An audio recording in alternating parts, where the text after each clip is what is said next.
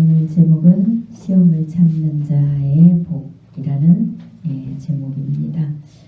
시험 참 힘들죠?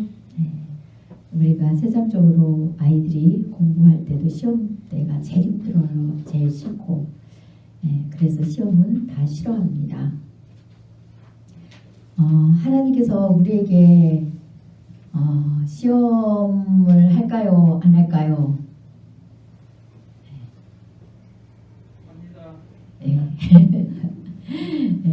시험을 하나님께서 허락하시는 경우도 있어요.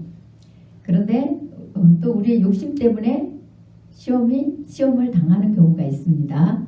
그러면 하나님이 허락하시는 시험과 곧 연단과 우리의 욕심 때문에 주어지는 시험과의 차이점, 제가 말씀드리면 여러분이 그렇구나 하실 거예요.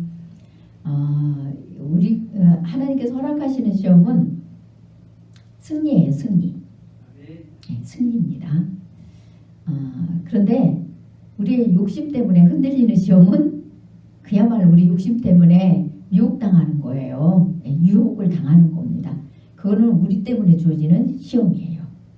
그래서 시험과 연단의 차이점을 여러분들이 잘 구분하셔야 돼요. 주님이 우리에게 허락하신 시험은 승리, 반드시 피할 길을 주신다고 말씀하셨잖아요. 그러나 우리가 넘어가는 것은 하나님이 우리를 시험한다고 말씀하면 안 됩니다. 오늘 본문 말씀에 이제 12절을 보니까 이렇게 되어 있어요. 시험을 참는 자는 복이 있나니 이는 시련을 견디어낸 자가 주께서 자기를 사랑하는 자들에게 약속하신 생명의 면류관을 얻을 것이기 때문이라 이래 되어 있습니다. 이 내용만 보면 시험을 꼭 주님이 주시는 것 같잖아요. 그렇죠? 시험을 참는 자는 복이 있대요.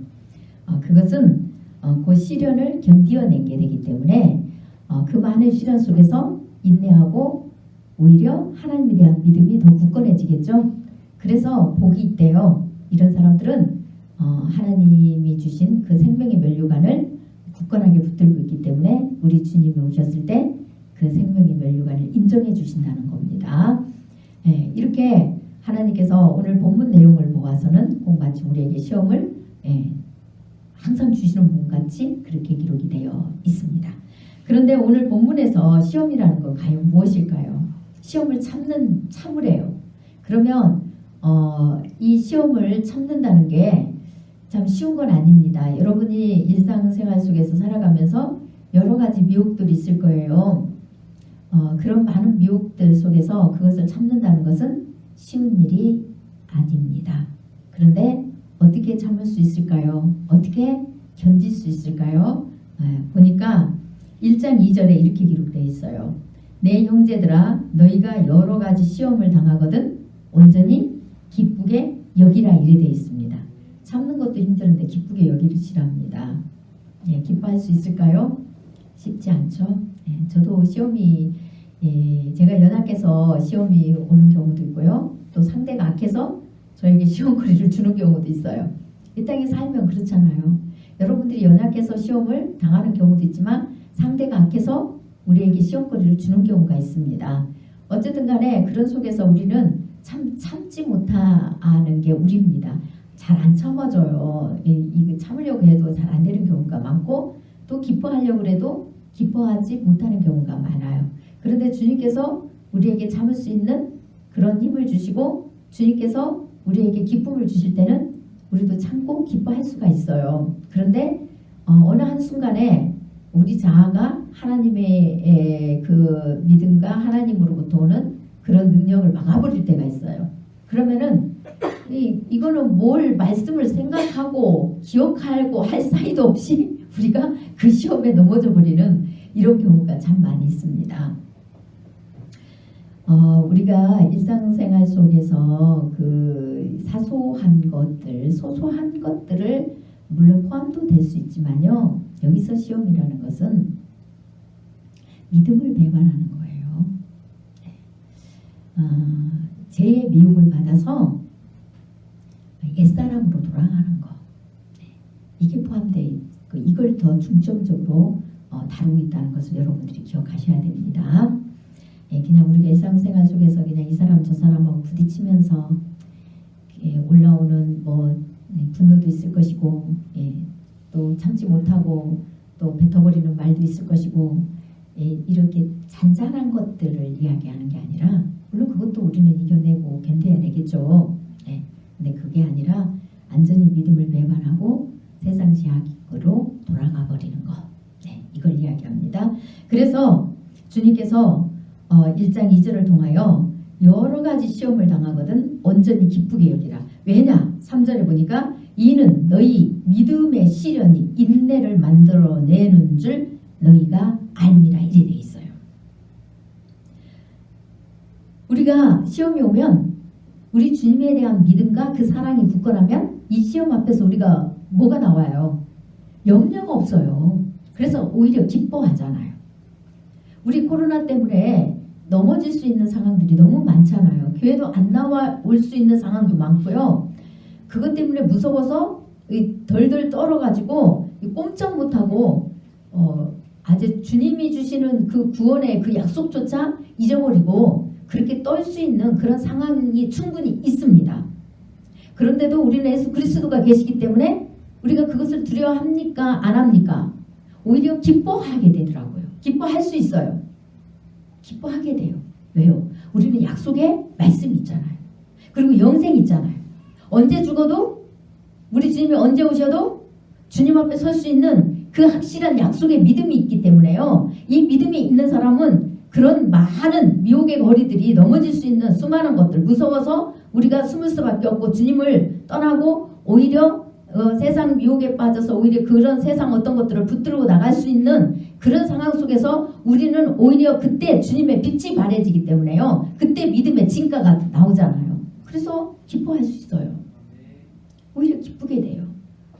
여러분 코로나 있으니까 이 맨날 모여서 먹고 마시고 놀고 돌아다니는 것들이 절제가 됩니까? 안 됩니까? 절제가 되잖아요. 그래서 많은 죄도 끊을 수 있고 또 하나님의 말씀을 또 상고할 수 있는 기회도 있고 기도도 더 많이 할 수 있는 기회가 있고 그래서 좋잖아요. 그래서 우리 믿는 사람들은 기뻐해요. 코로나를 통해서. 그리고 제가 또 한 가지 더 기뻐하는 게 또 생겼어요. 우리가 처음 대구에 코로나가 퍼질 때 어떻게 했나요? 신천지가 드러났어요. 거짓이 만천하에 드러나 버렸어요. 그 신천지가 교회를 얼마나 미혹하고 얼마나 괴롭혔는지 몰라요. 기성교회에 표섭하려고 그들이 계속 그 전단지 돌리고 믿는 우리 사람들을 계속 미혹해가고 계속 그랬어요. 그런데 그들의 정체가 만천하에 드러나는 게 됐어요. 그런데 지금은 또 뭐가 드러나요? 그 단체 이름은 제가 대지는 않을게요. 그런데 건전치 못하는 그런 미혹하는 사람들이 많이 있어요. 그래서 지금 코로나 백신이 666이라고 퍼뜨리면서 그 코로나 백신을 맞으면 구원에서 떨어졌다고 구원이 없다고 말하고 다니는 사람이 있어요. 이 사람들의 정체가 곧 드러나겠구나. 그래서 기쁘더라고요. 이 사람들이 얼마나 많은 젊은 청년들을 미혹을 했는지 몰라요. 젊은 청년들을 미혹하고 굉장히 그들을 통하여서 이 종말론은 이야기를 하는데 그들에게 구원의 그 하나님 예수 그리스도의 십자가 보혈로 인하여서 우리에게 영생이 주어지는 그 은혜를 전하지 않아요. 그러니까 그들이 무언가 자기들의 힘으로 구원을 이루려고 하다 보니까 이제 자기들은 뭘 알아서 피워야 되겠어요.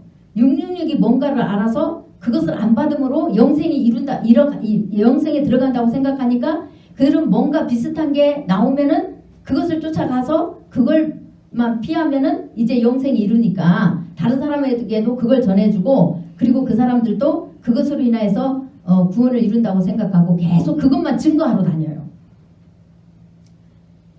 그래서 그 단체들이 이제 머지않아 이제 이 코로나가 멈추고 나면 이제 백신도 끊어지고 나면 어떻게 될까요? 그때 드러나잖아요. 그런데 제가 염려되는 건 뭐냐 하면 드러나고도 부끄러운지 모르고 또 그 안에 있던 사람들이 거기서 안 나온다는 거예요. 무엇을 보면 알 수 있냐면요. 오바마 케어 그 베레치 그 사건 있을 때도 수많은 사람들이 또 그 단체에서 그랬어요. 제가 이름을 밝히지 않은 그 단체에서 지금 그 백신 맞으라고 하는, 아니 백신을 맞으면 구원이 없다고 말하는 그 단체에서 그때 더 열렬하게, 그 단체에서 그때도 그 베레칩을 맞으면 구원이 없다고 하면서 그게 666이라고 선전하고 다녔던 사람들이에요. 그 사람들이. 그런데도 그 사람들이 거기서 나오나요? 더 번창해가지고 있어요. 더 번창해가지고. 분명히 거짓이 밝혀졌잖아요. 대통령이 바뀜으로 말미암아 그게 불발이 돼버렸어요. 그런데도 불구하고 여전히 그 속에서 나오지 못하고 여전히 그 속에서 그것이 진리라고 붙들고 있는 것이 오히려 염려는 돼요. 그러나 거기에 빠지지 않는 사람이라도 그 정체가 드러나면 이제는 다시 그곳에 미혹돼서 가지 않겠구나. 이 희망이 있어요. 이 희망이 있어서 감사해요.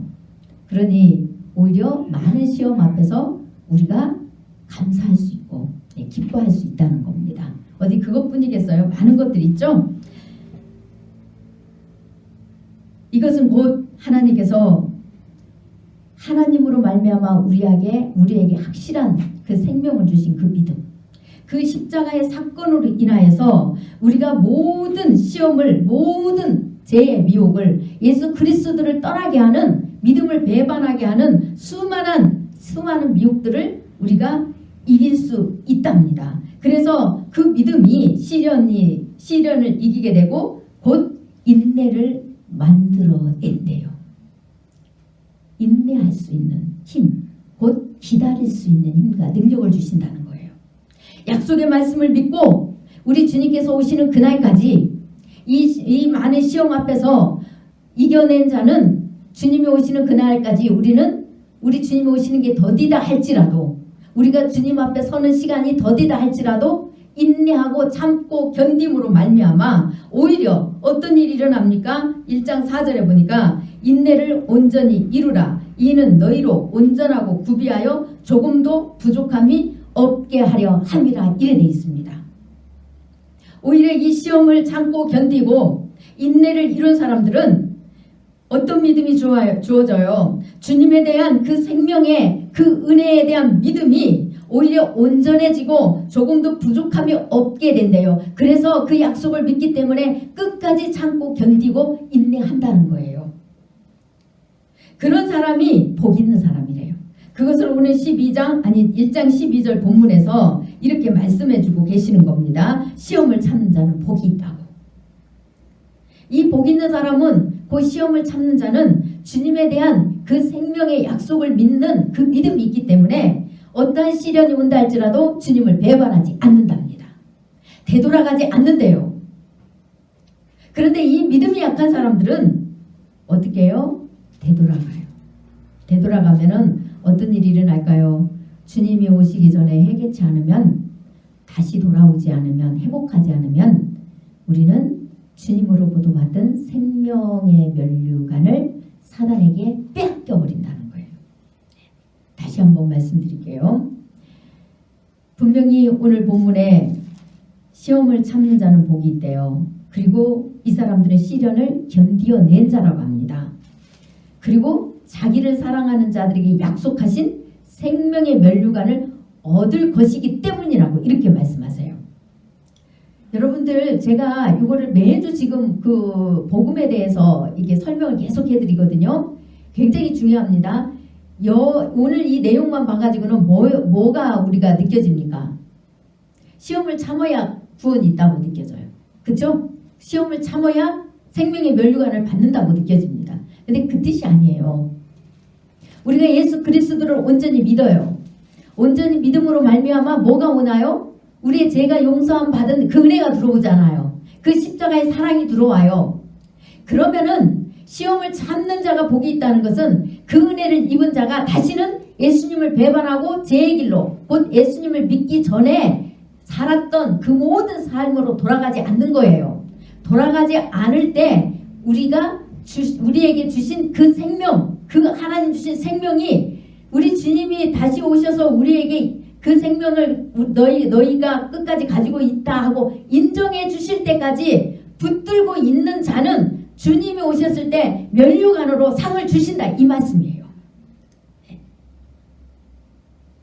이 땅에서 주어진 생명을 모든 시험을 그 모든 유혹을 다 물리치고 예수 그리스도의 일을 믿는 그 믿음 안에서 십자가의 사랑을 기억하고 모든 시험을 참고 견디고 물리치고 인내하고 이렇게 견딘 자들은 그 생명이 흐트러지지 않고 우리 주님이 오시는 그날까지 지켰기 때문에 지키고 있었기 때문에 주님이 그 생명의 면류관으로 우리를 인정해 주신다는 거예요. 그때 비로소 이 땅에서는 빼앗길 수 있어요. 한 번 구원을 받았다고 영원한 게 아니라 우리가 그 구원을 놓쳐버리고 뒤돌아가 버리면 빼앗길 수 있다는 거예요. 그러나 그 생명 한 번 우리에게 주어진 구원의 생명 우리 죄를 용서해 주시고 우리를 하나님의 자녀로 회복시켜 주신 그 생명 그 십자가의 사랑 그 은혜를 놓치지 않고 끝까지 되돌아가지 않고 붙들고 있는 사람 모든 죄의 미혹 세상 유혹을 다 물리치고 그 은혜를 붙들고 다 견디고 인내하며 참고 견딘 자 우리가 그 믿음을 지키고 그 생명을 지키기 위하여서 오는 수많은 불이익들 수많은 고통들 수많은 아픔들 그곳에는 배고픔도 있고 자녀들이 헐벗는 것을 보아야 되는 것도 있고 말도 못하게 많아요. 그럼에도 불구하고 그것을 놓치지 않고 끝까지 지키고 있는 자에게는 결국적으로 주님께서 인정해 주셔서 생명의 면류관으로 우리에게 영원한 생명이라고 쾅쾅쾅 보장을 해 주신다는 거예요. 이 땅에서는 불완전하잖아요. 이 땅에서는 불완전해서 언제든지 뺏길 수 있지만 그렇지 않고 간 사람들 이 사람들에게 생명의 면류관으로 반드시 하나님께서 인정해 주실 걸 믿기 때문에 견디고 이긴다 이 말씀입니다. 다시 말하면 여러분들이 살아서 구원이 있는 게 아니라 조건 없이 주님의 은혜로 예수 그리스도의 그 약속을 믿음으로 여러분들의 죄가 사함받아서 영생을 얻어요. 끝까지 지키라는 거예요. 그 얻은 영생을 끝까지 주님 오시는 때까지 지킴으로 인하여서 주어지는 거 인정해 주시는 거 그런데 그것이 주님의 은혜고 공로라는 거 그래서 계시록에 장로들이 하늘 예배의 장로들이 보면은 그 장로들이 어떻게 합니까? 생명의 면류관을 벗어서 주님 앞에 드리는 그 장면이 나오잖아요. 모든 영광을 주님 앞에 드려요. 우리에게 주어진 생명은 주님의 은혜라는 사실을 믿기 때문에 이것이 시험을 참는 자의 복이에요. 이 땅에서 뭘 많이 얻는 것을 말씀하는 게 아닙니다. 그 주신 생명을 끝까지 붙들고 주님이 오시는 그날까지 포기하지 않고 되돌아가지 않고 놓지 않고 소유하고 있는 거. 그러면 여러분들이 이 땅에서 생명을 소유해야 됩니까? 하늘나라에 가서 아니면 주님 이 땅에 오셨을 때만 새롭게 우리에게 주어진 생명을 생각하고 가야 됩니까? 이 땅에서요. 없는 생명을 그때 가서 주신다는 게 아니에요. 이 땅에서 주어진 생명이요. 이 땅에서 주어진 생명을 지킴으로 말미암아 면류관을 씌워주신다는 겁니다. 면류관 승리했다고. 그러니 지금 이 땅에서요. 그 생명의 포가 없는 사람은 철저히 얘기하고 그 생명의 표를 소유를 해야 돼요. 그것이 믿음이에요. 예수 그리스도의 그 십자가의 사랑 그 약속을 믿는 믿음으로 우리가 그분을 찾을 때 그분이 우리 지난날 예수님을 알지 못하고 믿지 못하고 죄악 쪽에 살았던 그러니까 하나님 자체를 부인했던 그 모든 죄들이 다 소멸이 되고 하나님의 자녀로 회복이 되는 거예요. 그래서 이 땅에서 지금 여러분들이 그것을 소유해야 됩니다. 그것이 없다면 회개하셔야 돼요. 철저히 회개하고 반드시 주실 것을 믿고 엎드리세요. 그러면은 그 표가 반드시 이 땅에서 내려오게 되어 있습니다. 왜냐하면 하나님 약속이니까. 그리고 또 여러분들이 그 생명을 바꿔도 하나님의 은혜인지도 모르고 썩어질 것으로 바꿔버렸어요. 예서처럼 한 그릇 식물로 바꿔버렸어요. 그래서 지금은 그 생명이 나한테 있는지 없는지도 몰라요. 그리고 내가 어떠한 죄인이었던지도 몰라요. 하나님이 나를 용서해 주셨는지 안 해주셨는지도 몰라요. 지금 용서해 주고 계시는지 나의 모든 허물을 덮어주고 계시는지 그것도 없어요. 그러면은 이런 분들도 다시 주님 앞에 회개하고 엎드리셔야 돼요. 그러면 주님께서 약속하셨잖아요. 주님이 오시기 전에만 회개하면, 우리가 죽기 전에 회개하면 주님께서 지금 하나님께서는 은혜를 부어주시려고 항상 기름병을 준비하고 계세요. 들고 계세요. 그리고 맨날 이렇게 붓고 계세요. 그 은혜를 여러분들이 경험하게 됩니다. 그래서 여러분들이 이 땅에서 생명을 소유하고, 그리고 그 소유했다면 이제는 두 번 다시 놓치지 않으시려고 해야 돼요. 두 번 다시 여러분 주님 핑계 대면서 놓치면 안 됩니다. 그것은 교만의 극치예요. 주님 핑계대고 주님 앞에 다 떠넘기는 건 교만의 극치라고 했잖아요. 주님이 믿음이 안 줘서 못 믿고, 주님이 안 주셨기 때문에 못 찾고, 주님이 안 해주셨기 때문에 뭐든지 다 미혹당했다고 하고, 그러면 그것은 교만의 극치예요. 그것을 다 또 회개하시고 주님 앞에 엎드리면, 주님은 사랑과 국률이 많으신 분이에요. 그래서 여러분들을 회복시켜 주십니다. 그 다음에 이제 13절, 야고보서 2장 13절입니다. 야고보서 2장 13절 볼게요. 사람이 시험을 받을 때 내가 하나님께 시험을 받는다 하지 말지니 하나님은 악에게 시험을 받지도 아니하시고 친히 아무도 시험하지 아니하시느니라, 이래 돼 있어요. 앞부분에서는 보면 시험을 참으라고, 그러면 시험을 하나님이 주신 것처럼 느껴지잖아요. 그런데 하나님은 분명히 사람이 시험을 받을 때 하나님께 시험을 받는다고 하지 말래요. 하나님이 우리를 죄짓도록 하겠습니까? 아니죠. 그냥 내버려둬 버리는 거예요. 하나님의 약속을 믿지도 않고, 하나님을 찾지도 않고, 하나님 앞에 엎드리지 않고, 그 시험이 나를 유혹하는 대로 끌려가기 때문에 본인들이 가는 거예요. 주님은 여전히 그곳에 서 계세요. 그런데 문제는 우리가 주님의 손을 잡지 않는 거예요. 주님의 손을 잡지 않고 뭘 잡아요? 세상의 유혹거리를 잡아요. 그래서 넘어가는 거예요.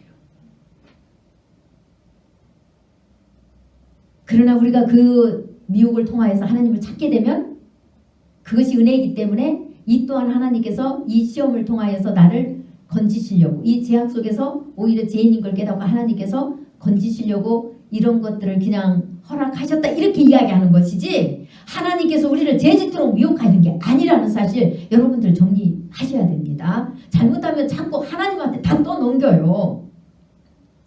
그거는 교만의 극치라고 말씀드렸잖아요.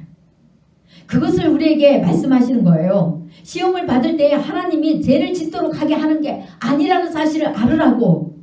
하나님은 하나님 자신도 악에게 시험을 받지도 않아요. 하나님 자신도, 사단이 하나님을 시험할 수가 없어요.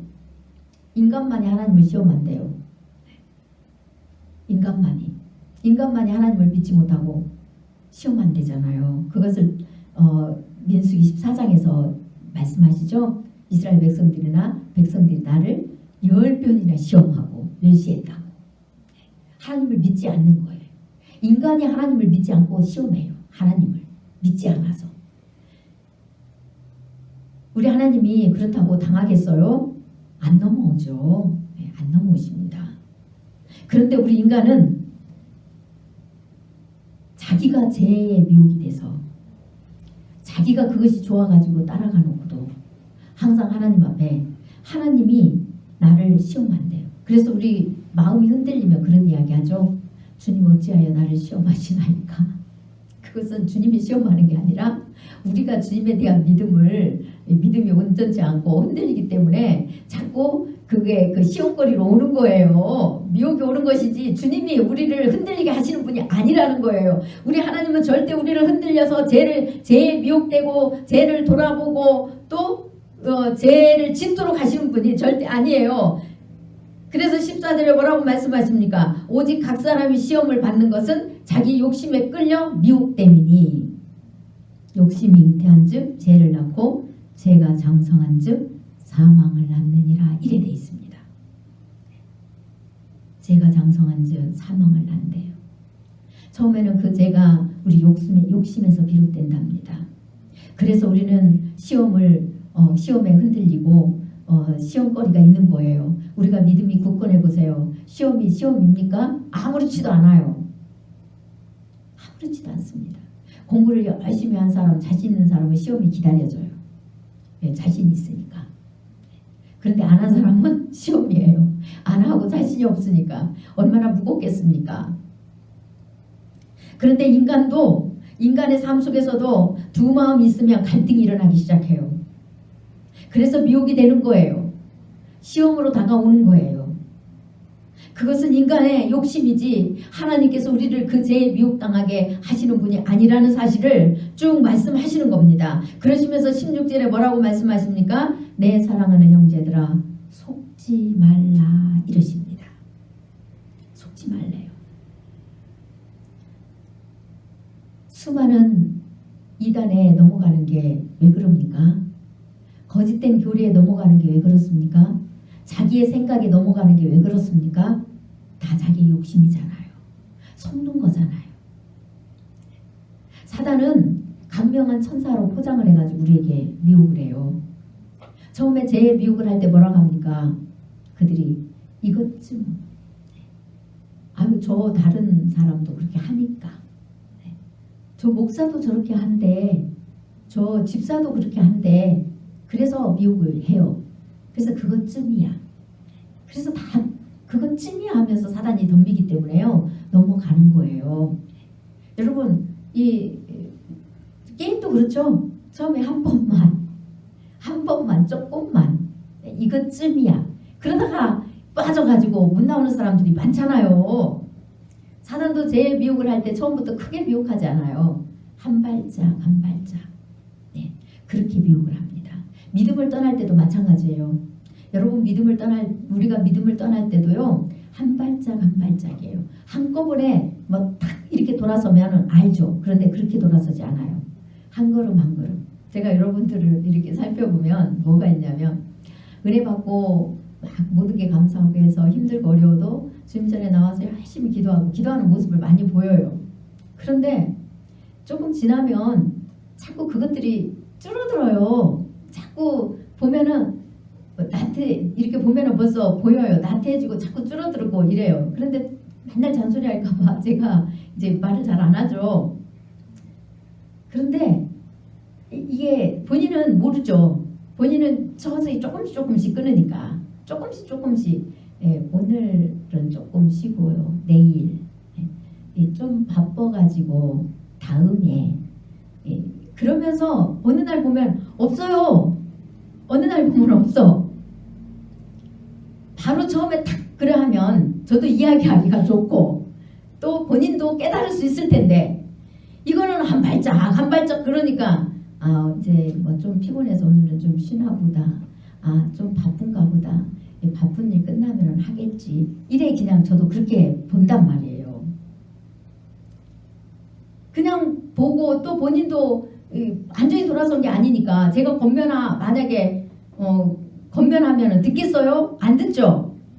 그래서 그냥 놔두다 보면 언제 돌아가 버렸는지 없어요. 이게 제 미혹입니다. 이 욕심이라는 거는 마음에서부터 하나씩 들어와요.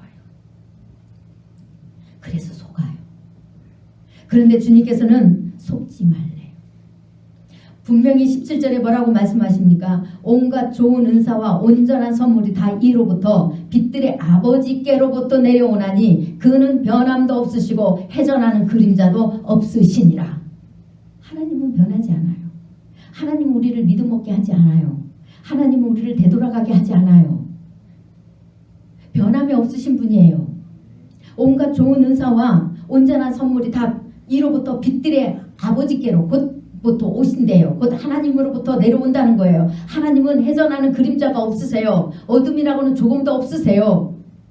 그래서 우리가 하나님이 그 주신 그 믿음 안에서 그 생명 안에서 우리가 조금이라도 이탈을 되는 건 다 우리의 욕심과 자아 때문에 그래요. 하나님이 주신 게 아니라는 사실을 아셔야 돼요. 이것을 알아야만 여러분들이 하나님 앞에 뭐를 안 하겠어요?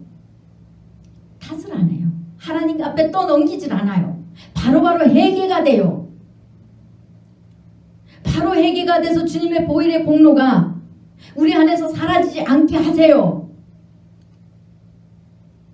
그런데 그게 없으면 하나님이 마치 우리를 죄짓게 하고 하나님이 못 믿게 하고 하나님이 그런 죄악길로 우리를 돌아가게 한 것처럼 그렇게 우리는 알고 도대체 우리가 미혹당하고 우리가 죄를 짓고 우리가 욕심 때문에 그리했다는 것을 해결치 않습니다. 해결치 않아요. 우리의 생명을 살리는 좋은 은사들이 다 하나님으로부터 내려와요. 많은 하나님을 믿게 하는 많은 기적과 이적들도 하나님으로부터 내려옵니다. 그리고 온전한 성물이신 성령의 은혜가 이로부터 내려오세요. 그분은 사랑 자체예요. 그럼 여러분들에게 죄의 미혹이 있다면 여러분들이 그걸 물리쳐야 됩니까? 안 해야 됩니까? 물리쳐야 돼요. 생명의 그 하나님이 우리에게 생명을 주신 그 십자가의 사랑을 기억하면서 그 죄의 미혹을 물리쳐야 됩니다.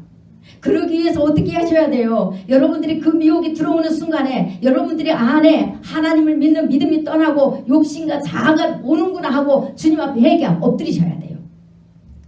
그게 떠날 때까지요. 꼭 시간을 정해서만 아니에요. 시간도 정하지만 24시간 하나님 앞에 아뢰야 돼요. 그분의 보좌 앞에서 엎드리면서 그분 앞에 나아갈 때 그분이 우리를 도와주세요. 그게 어디에 기록되어 있습니까? 디모데후서 2장 11절에서 13절에 있습니다. 한번 찾아볼게요.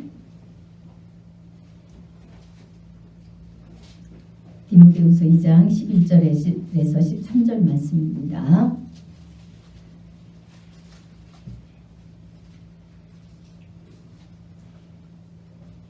찾으셨나요? 디모데후서 2장 11절에서 13절 말씀입니다. 거기에 뭐라고 기록되어 있나요? 이제 그 디모데후서 2장의 전체 내용을 보면 주님을 믿고 생명이 있는 자는 우리 주님 오시는 그날까지 그 생명을 잃어버리지 않고 소유하기 위해서는 많은 고난이 있다고 이야기해요. 많은 연단이 있어요. 많은 고통이 있는데 미쁘다 이 말이요. 이래 돼 있어요. 그 고난을 이기고 나가면 생명의 면류관이 주어지는데 우리 하나님은 반드시 승리하게 하신대요. 변하지 않으세요. 진실이래요. 그래서 미쁘다 이 말이요. 예, 디모데후서 2장 11절에 미쁘다 이 말이에요. 진실이라는 거예요. 정말로 주님이 말씀하신 그 진리의 복음은 변함이 없으셔서 우리가 주와 함께 죽었으면 옛사람과 죄입니다. 우리가 주와 함께 죽었으면 주님을 믿으면 우리가 죽는다는 거예요. 우리의 죄, 우리의 옛사람이 죽어요. 예수님이 우리 죄 때문에 십자가에 못 박혀 죽으신 것처럼 우리도 죽는데요. 그 옛사람과 그 죄가 죽으면 또한 주와 함께 살 것이요. 주님이 우리 안에 오심으로 말미암아 우리에게 생명이 들어왔잖아요. 주님이 우리 안에 사시기 때문에 우리가 주님과 함께 산대요. 승리한다는 거예요. 주님이 우리 안에 사시기 때문에 그분만 우리가 믿고 그분 앞에만 피하면 우리가 새 생명으로 부활한 사람이라서 반드시 승리한대요. 그것을 믿고 참고 견디고 인내하라는 겁니다. 그것을 12절에 뭐라고 말씀합니까? 참으면 곧 예수 그리스도의 그 약속을 믿고 참고 견디면 또한 함께 왕노로 갈 것이요. 하늘나라에서 주님이 다스리는 그 나라에서 왕노로 탄대요. 그 다음에 또 뭐라고 말씀합니까? 우리가 주를 부인하면, 그러나 우리가 주님을 부인하면, 이건 입술로만 주님을 부인하면이 아니에요. 삶 자체 부인한다는 거예요. 다시 되돌아가면 이 뜻입니다.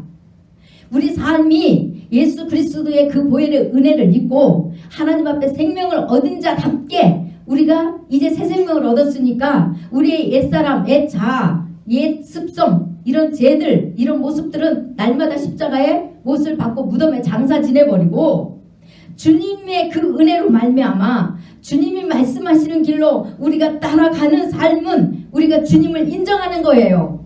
입술로만 인정한다고 해서 인정하는 게 아니에요. 물론 입술로도 부인하면 안 되죠. 그러나 입술로만 인정하고 삶을 전혀 따라가지 않으면 우리는 여전히 부인하는 자예요. 그래서 여기는 입술뿐만이 아니라 삶 전체를 이야기해요. 그래서 우리가 주님을 삶으로, 입술뿐만이 아니라 삶으로도 부인하지 아니하면 주님께서 우리를 부인하지 않은대요. 그러나 우리가 고난을 견디지 못하고 고난이 싫어서 사람들한테 멸시당하는 게 싫어서 우리가 소유하는 게 없어지는 게 싫어서 세상 사람들한테 높임받고 싶어서 세상 것을 많이 얻기 위하여서 말할 수 없는 세상의 가치관들, 세상의 곧 이생의 정욕과 안목의 정욕들, 이 수많은 것들 때문에 우리가 삶으로 주님을 부인하면 곧 주님도 우리 주님 앞에 우리 심판대 앞에서 우리가 주님 앞에 섰을 때 하나님 앞에서 우리 예수님이 우리를 부인하신대. 나도 모른다 하신대. 입술로만이 아니라 삶으로요.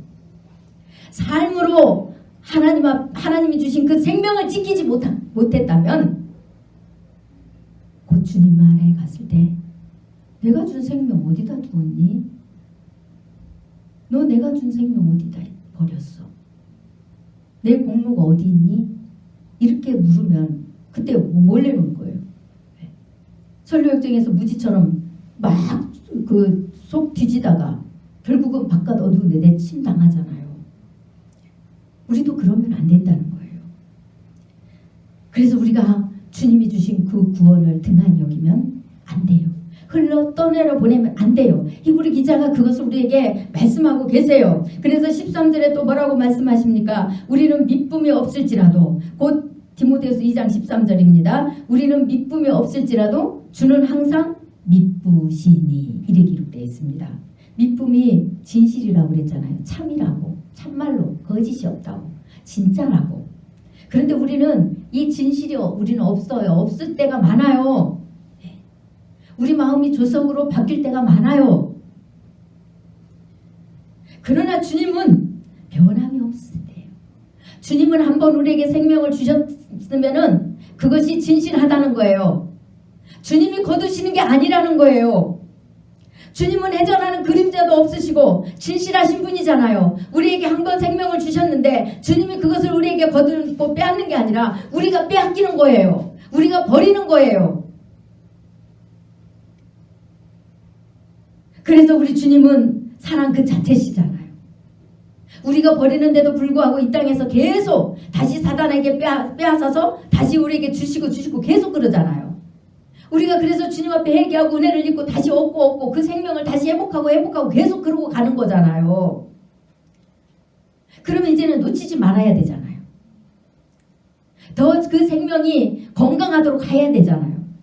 더 튼튼해서 오히려 우리가 하나님의 이름을 위해서 좀 많은 일들을 해드릴 수 있어야 되잖아요. 하나님 나라 확장을 위해서 많이 해드릴 수 있어야 되는데 우리가 맨날 다 병들고 지쳐가지고 그 생명을 사단에게 맨날 빼앗겨가지고 맨날 병이나 들어있어 봐요. 주님의 피와 살로 채워진 그 자리가 사단에게 또 빼앗겨가지고 침투당해가지고 맨날 피와 살이 썩어버렸어요. 그래서 우리가 영적으로 아파가지고 병든 자만 있다고 생각해보세요. 그러면 주님 나라를 위해서 누가 헌신하고 누가 일하겠습니까? 교회에 수천 명이 있는데 한두 사람 빼고는 다 병자예요. 그러면 그 교회가 얼마나 힘들겠어요. 양육이 안 돼요. 양육이. 한마디로 말해서. 그래서 한국 교회 양육이 안 돼서 지금 문제라고 이런 이야기도 하잖아요.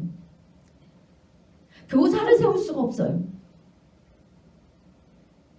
건강치가 않으니까 생명을 키울 만한 사람이 없어요. 약속의 말씀을 증거해 줄 만한 자신 있는 사람이 없어요.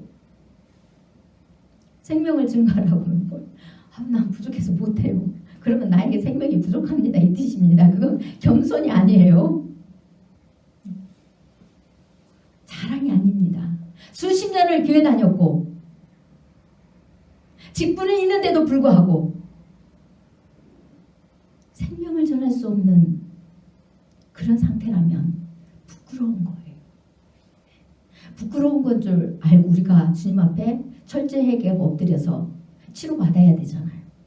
건강하게 치료받아서 생명이 생명을 도와줄 수 있도록 그래야 되는데 그게 없으니 얼마나 주님이 안타까우시면 이렇게 사도들을 통하여서 우리에게까지 말씀을 증거해 주시겠습니까? 그래서 오늘 주님은 디모데후서 2장 13절에서 또 이렇게 말씀하세요. 주님은 변함이 없으신 분이라 항상 사랑이 풍성하신 분이에요. 사랑 그 자체세요. 우리가 날마다 병들어서 날마다 사단한테 두드러 맞아가지고 생명을 맨날 그냥 병들게 하고 또 빼앗기고 이러는데도 불구하고 우리 주님은 여전히 아버지 잘못했어요 하고 와서 엎드리면 사랑으로 품어주시는 하나님. 그래서 예수님 자신은 부인할 수가 없대요. 그래서 우리는 예수님 그분을 부인할 수가 없어요. 우리 자아는 죽이고 우리 인간은 부인해야 돼요. 우리를 부인해야 돼요. 그래야 살아요. 그러나 예수님은 흠이 없으신 분이에요. 그분은 온전한 사랑이신 분이에요. 그래서 그분은 자신을 부인할 필요가 없어요. 우리가 우리 자아를 부시고 우리를 부인해야만 그분이 우리 안에 들어오셔서 일하시고 사세요. 그래서 건강해요. 우리 생명이 흔들림이 없어요. 모든 시험을 참고 견디고 인내해서 또 다른 사람에게 그 생명을 전파해주는 그런 자가 된다는 거예요.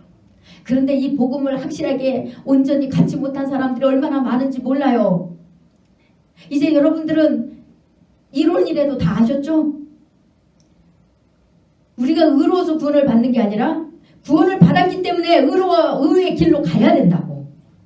끝까지 그 구원을 지켜야 되는 거라고. 이 땅에서 구원이 있기 때문에 주님 나라에서 구원을 지켰다고 면류관을 받는 것이지, 이 땅에서 구원이 없는데 우리 의로 만들어가지고 우리 의를 보고 주님이 가서 구원을 주는 게 그 면류관을 주시는 게 아니라고. 구원을 있기 때문에 의의 길로 가서 인정받는 거라고. 이것이 정확해야 되는데 이 정확함을 전해주는 사람이 별로 없어요.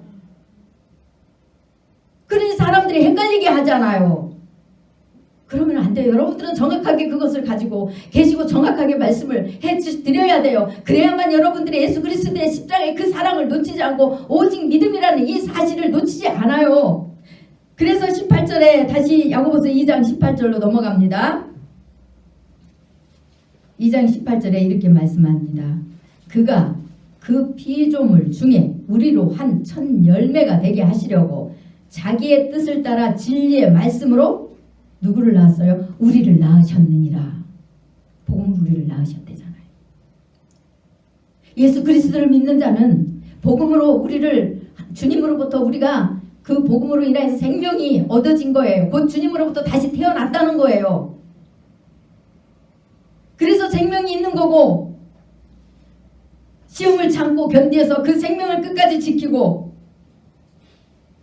그리고 하나님의 그 사랑을 증거하다가 하나님 앞에 갔을 때 면류관을 소유할 수 있는 그런 사람으로 우리를 하나님께서 인도해 주신대요. 그래서 우리를 진리의 말씀으로, 곧 그 십자가의 사건, 그 은혜로 말미암아 우리를 낳으셨다고 말씀하는 거예요. 이런 은혜를 입은 자에게는 하나님께서 어떤 능력을 주십니까? 고린도전서 10장 13절 말씀 볼게요. 여러분들이 다 아시는 말씀이니까 그냥 읽어드릴게요. 사람이 감당할 시험 밖에는 너희에게 당한 것이 없나니 오직 하나님은 미쁘사 너희가 감당치 못할 시험 당함을 허락지 아니하시고 시험 당할 즈음에 또한 피할 길을 내사 너희로 등이 감당하게 하시느니라. 이 내용이 이 말씀이에요. 여러분, 이 내용을 맨날 육신으로 여러분들을 제지어 가지고 오는 그 많은 어려운 문제에다만 붙이잖아요, 이 말씀을. 그런데 이 말씀이 물론 그 어려운 문제 속에서도 주님을 붙들고 이길 수 있는 힘을 주신다는 말씀으로 사용할 수 있지만, 근본적으로 우리에게 주신 말씀은 우리가 생명을 잃지 않기 위해서 믿음을 지키고, 그래서 그 믿음을 이탈하지 않고 하느님의 의의 말씀의 길, 곧 좁은 길에서 계속 주님의 말씀에 순종하는 길로 가는데, 우리 주님께서 그 많은 이 땅에 사는 동안에 그 많은 미혹거리들 앞에서 우리 주님께서는 그 믿음을 배반하지 않고 생명을 잃지 않고 이길 수 있는 힘과 능력을 주시고, 너희가 생명의 이급함이 있을 때는 그것을 피하는 길도 만들어 주신다. 내가 보호해 주겠다, 이 말이에요. 생명이 빼앗기지 않도록 보호해 주겠다. 나를 믿고 나한테 피하는 자는 보호해 주겠다, 이 뜻입니다. 그래서 주님 앞에 피하라는 거예요. 주님을 끝까지 믿고 주님만을 믿고 의지하고 기대고 가라는 겁니다. 그 십자가의 사랑 앞에 우리를 겸손히 내려놓고 엎드리라는 겁니다. 그 내용이에요. 그래서 저와 여러분은 주님을 온전히 믿고 그분 앞에 그 생명의 소중함을 항상 인정하면서 그분 앞에 우리가 피하고 그분의 보혈의 공로, 그분의 약속을 믿고 말씀을 상고하면서 그분 앞에 무릎 꿇고 기도하면서 계시면은 누가 다 피하게 해주세요? 주님이 피하게 하시고 주님이 이기게 하신대잖아요. 그것을 반드시 믿고 승리하시는 저와 여러분이 되시길 간절히 축원합니다. 기도하겠습니다.